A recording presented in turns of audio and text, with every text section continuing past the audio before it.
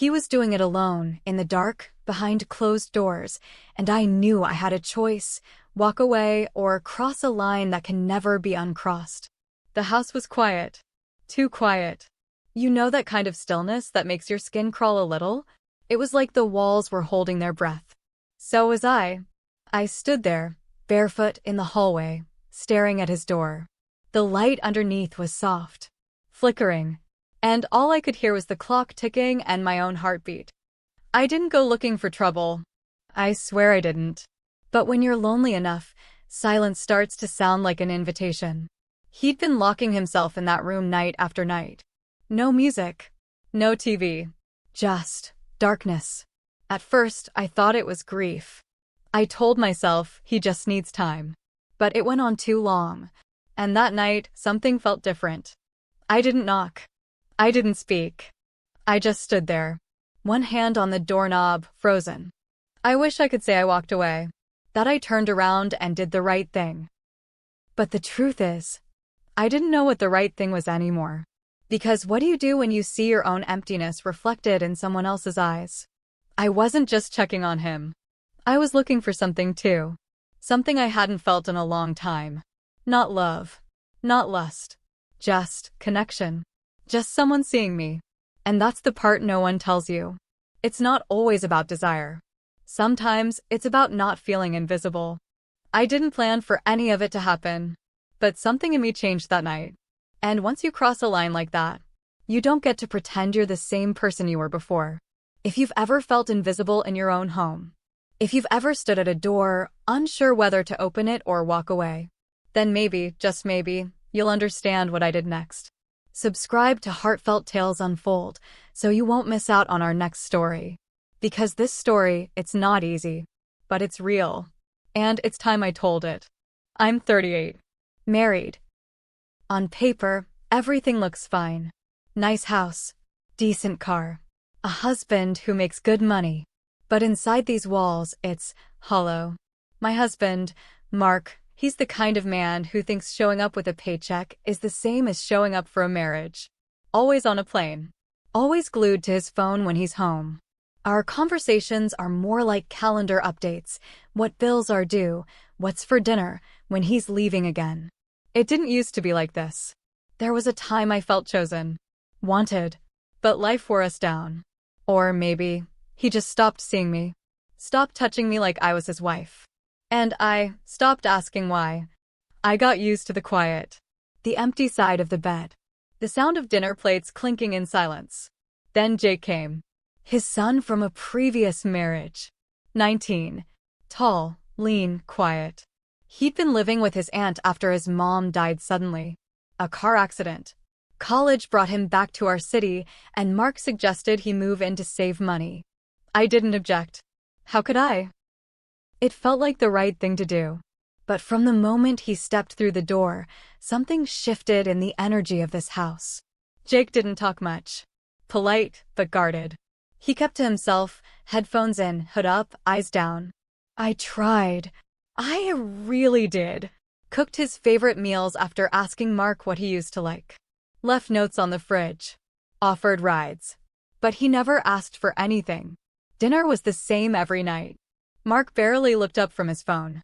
Jake answered questions with one-word replies. And me? I smiled through it.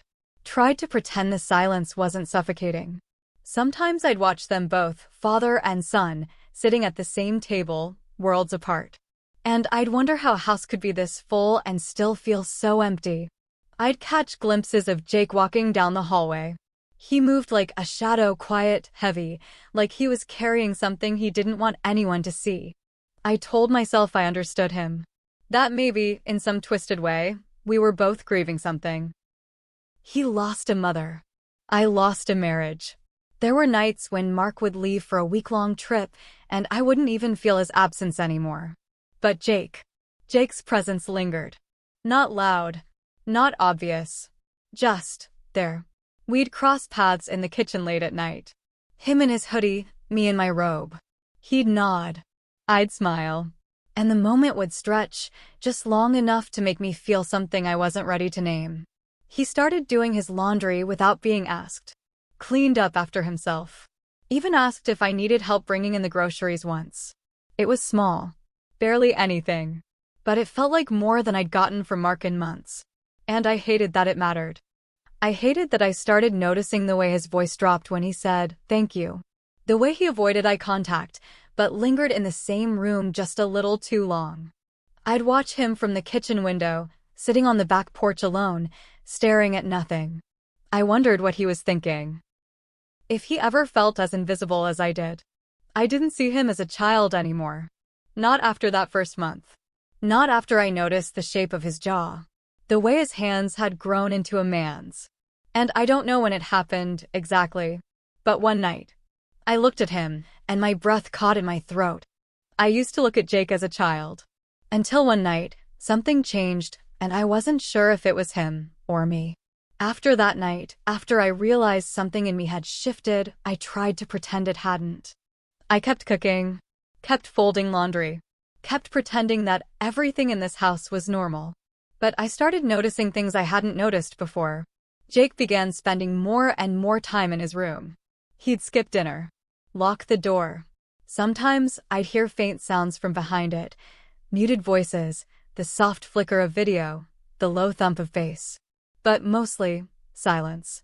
At first, I let it be. He was 19. He had a lot to deal with. Grief comes in waves, and maybe it's just crashed harder at night. But something about his retreat felt different. It wasn't just sadness, it was avoidance. It was like he was hiding something, or hiding from something. One night, I passed by his door on my way to bed. The light was on barely. Just a soft glow slipping out beneath the door. I paused. Not for long. Just a second too long. And then I heard it. Not voices. Not music. But a rhythm. Quick. Repetitive. I froze. There was no mistaking it. I didn't mean to intrude, I didn't. But I knocked before I could stop myself.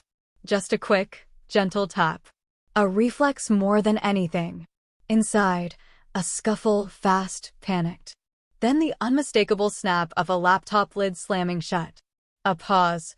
Then his voice, "Yeah?" I swallowed hard. My mouth was dry. My heart, faster than it should have been. Just checking if you wanted anything before bed. A beat. No. I'm good. His voice was steady, but I heard it. That edge of embarrassment. Of being caught. I didn't open the door. Didn't say another word. Just nodded to myself like he could see me and walked away.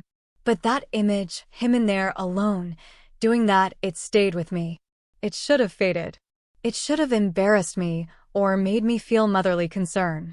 But instead, it unsettled me. Not because of what he was doing. That part was normal, expected. He's 19. A boy with hormones and a closed door. But it wasn't the content that bothered me. It was the way he looked at me afterward. At breakfast the next morning, he didn't avoid me. He looked right at me, just for a second. Not in fear. Not in guilt. But in something else. Something harder to name. Like he wanted me to understand something unspoken. And I did. Or maybe I wanted to. Because I'd felt it too. That pause. That current. That weight in the silence between us. It was no longer just grief or loneliness sitting between me and Jake. It was something else. Something dangerous. Something real. I wish I could say that morning passed like any other. That I brushed off the moment at his door and went on with my day. But the truth is, something had already shifted in me. And once that shift begins, it's hard to stop the landslide. I sat across from Jake at breakfast, him with his cereal, me with my coffee, and I couldn't stop thinking about it. Not the act, but the look. That steady, fleeting eye contact. That quiet, unspoken tension. I hadn't been touched in months. Not kissed. Not held. Not even grazed by accident. Mark was always busy. Always tired. Always somewhere else, mentally or physically. I used to beg for his attention in small ways. Wearing a new blouse, cooking his favorite meal, reaching for his hand in bed. Eventually, I stopped trying. Because nothing is lonelier than reaching for someone who doesn't even flinch. And yet, Jake flinched. He noticed me. In silence. In subtle shifts of breath and body language. I didn't want it.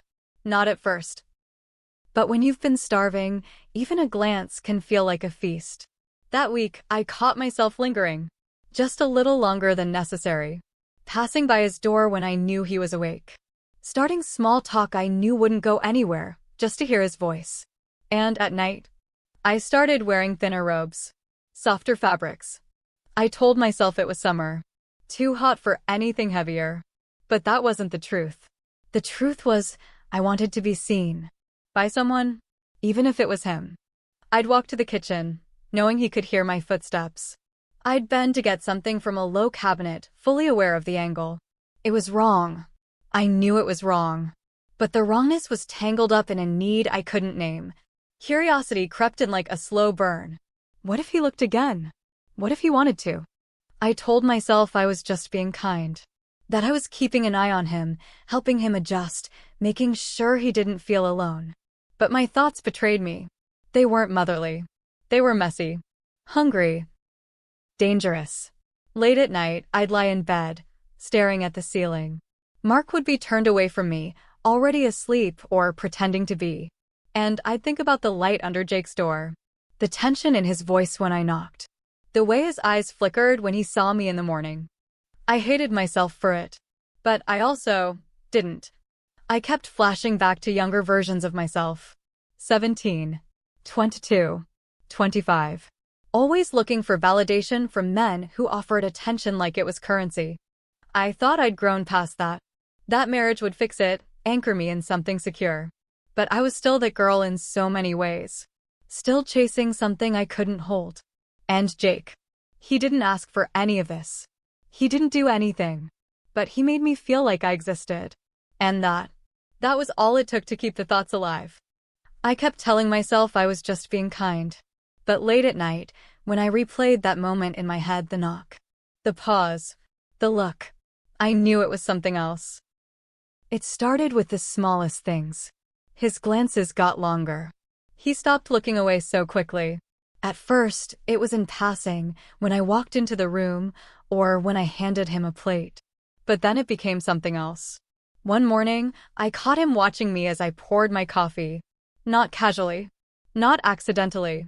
Watching, like he was memorizing the way I moved. And I didn't stop him. I couldn't. That attention, so soft, so quiet, felt louder than anything I'd heard in years. I told myself I was imagining it. But then came the touches. He brushed past me in the hallway, light, intentional. His hand grazed my waist once when we both reached for the same dish. It lingered just a second too long. Neither of us spoke about it, but we didn't need to. The silence between us had grown heavy, loaded. One evening, Mark had left again for another conference. Jake and I were home alone. I offered to put on a movie. It felt harmless enough. A blanket on the couch, 2 bowls of popcorn, a comedy we both half-watched. And somewhere in the middle, Jake shifted closer. He rested his head on my lap like it was the most natural thing in the world. Like it had always been that way. My heart nearly stopped. My hands froze. But then I looked down and saw the way his eyes closed, the way his breathing slowed. And I couldn't help myself. My fingers moved through his hair. Gently. Tentatively. Then down to his shoulder, his chest. Just barely. Just enough. He didn't move. Didn't speak. Just lay there, letting me trace the line between what was innocent and what wasn't. And when I realized where my hand was, how far it had wandered, I jerked it back. Shame flushed through me like fire. But when Jake sat up and looked at me, there was no judgment in his eyes. No fear. No anger. Just that same quiet understanding. That same unspoken, "I see you," I'd felt from him before. I told myself it couldn't happen again. That I had to put distance between us. But the house was so quiet. And I was so tired of pretending I wasn't starving. The next morning, I walked into the kitchen, still in my robe, still shaking off the night before. Jake was already there, shirtless, leaning against the counter, pouring cereal like it was any other day. He didn't cover up. Didn't flinch. His eyes met mine, and for a second, neither of us moved. He said good morning like he wasn't half naked, like my heart wasn't pounding, like my hands hadn't been on him the night before. I turned away, but I felt his gaze on my back. And it stayed there. The tension between us grew unbearable after that. Every interaction was charged. When we passed in the hallway, when we sat at the same table, even when we didn't speak, something hung between us like a thread pulled too tight. I'd catch him watching me from the corner of his eye. And sometimes, I watched him too. It wasn't a game. It wasn't playful. It was raw. Real. Like we both knew we were teetering on a line we couldn't unwalk. I should have put a stop to it. I should have drawn a line, slammed a door, screamed, anything. But I didn't. Because for the first time in years, I didn't feel invisible. And that kind of feeling, it's addicting. Then one evening, the power went out. The whole house went dark. No hum from the fridge. No glow from the hallway lights. Just shadows and silence. I lit a candle. Walked into the living room, barefoot, holding my breath. Jake was already there. Sitting on the couch. Waiting. He didn't say a word. And what happened in that darkness changed everything. The storm outside had rolled in quietly. The kind that doesn't roar, but creeps. A soft rumble in the distance. A flicker of lightning across the kitchen window. And then, darkness. The power blinked out all at once. The hum of appliances stopped. The house exhaled. And I stood in it, barefoot, holding a candle, barely breathing. I moved through the hallway like I was floating. Room by room, I listened. Not for danger, but for him. I found him in the living room. Jake was kneeling by the coffee table, lighting a candle with a match from the drawer.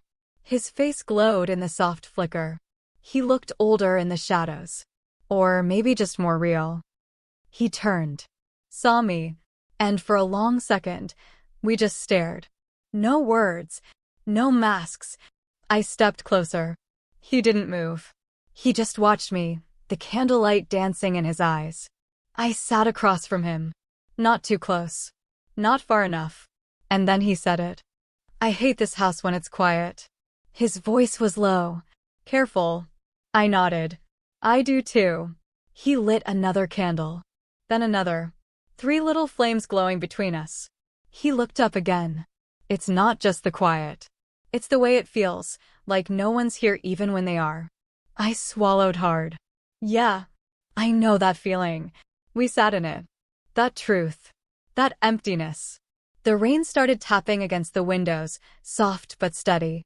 He leaned back, resting against the couch, his legs stretched out in front of him. I think about her a lot, he said. My mom. I looked at him, and something in my chest tightened. She loved you, I whispered. He nodded. Yeah, but she wasn't happy. Not really. His eyes met mine again. Neither are you. I opened my mouth, but nothing came out. Because he was right. And somehow it hurt more to hear it from him than from anyone else. He looked down. You ever feel like people look right through you? I closed my eyes for a second. I feel like that every day. And then it happened. He reached across the space between us. His hand, just resting on mine. Warm. Gentle. I didn't pull away. I should have. But I didn't. We both stared at that small point of contact, his thumb brushing slowly over my skin. I looked up. So did he. And there was something there. Grief. Hunger. Need. Our faces were close. Closer than they should have been. And when our lips met, it wasn't fast. It wasn't rushed. It was slow. Uncertain. It was a question neither of us knew how to ask out loud. I felt his breath against mine. His hesitation. His ache. We pulled apart for a second. Stared. Breathed. He whispered, I don't want to be alone anymore. And I didn't stop him. If you've ever stood at the edge of right and wrong, you'll understand what came next. Subscribe to Heartfelt Tales Unfold. There's more to uncover. The next morning was quiet. But not the kind of quiet that brings peace. It was thick. Awkward. Like the air itself didn't know what to do with us. I didn't hear Jake in the kitchen. Didn't hear the usual creak of his door opening. No sound of the shower. No footsteps. Just silence. pressing in from all sides. I stayed in my room longer than usual. Tried to busy myself, folding laundry that didn't need folding, making a bed already made.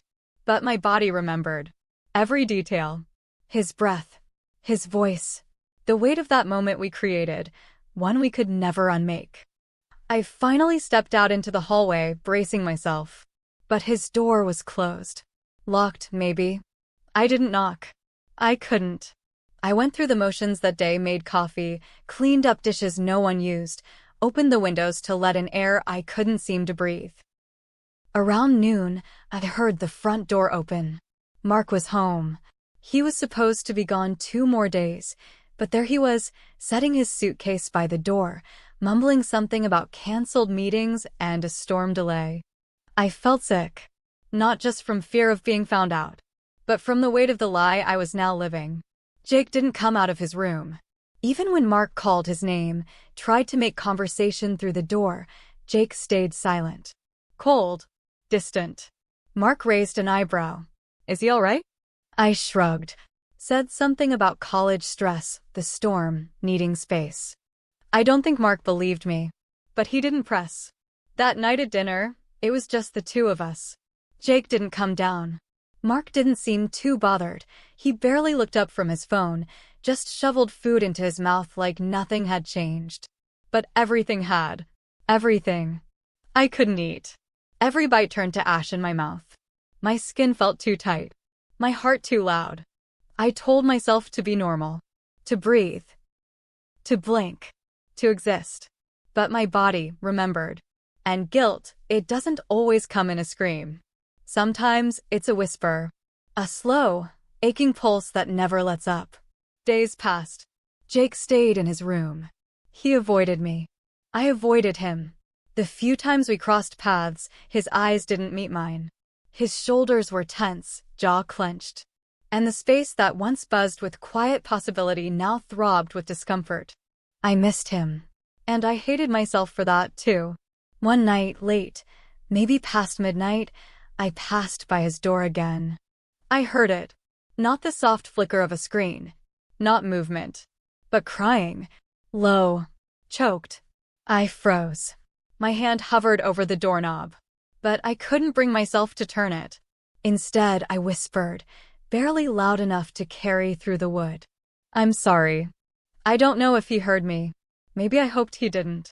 But then, just as I turned to walk away, his door flung open. His eyes were red. Tear-streaked. Angry. He looked at me like I had ripped something out of him. And he said just one sentence before slamming his door shut. You said I wasn't alone. I couldn't sleep after that night. After Jake's words slammed into me harder than the door he shut in my face. You said I wasn't alone. And maybe that's the part that hurt the most, because I meant it. In my own way. I really meant it. But what I gave him wasn't comfort. It wasn't stability. It wasn't love, not the kind that heals. It was something broken, wrapped in warmth and confusion.